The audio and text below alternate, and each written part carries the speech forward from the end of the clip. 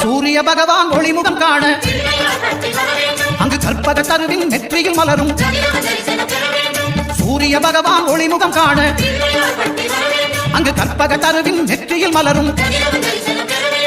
இருளை விலக்கி உலகை எழுப்பும் ஞாயிறு அங்கே குடியிருப்பான். அவன் ஆனை முகத்தனின் அடியவன் மனத்தில் ஒளியாய் வந்தே கொலுவிருப்பான்.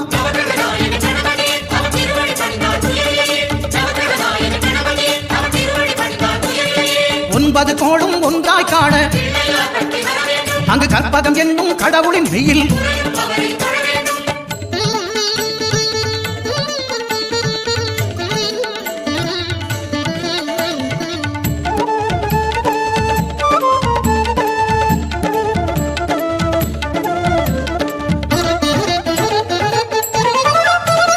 திங்கள் பகவான் திருமுகம் காண அங்கு கற்பக பெருமான் தொப்புள் குழியில்.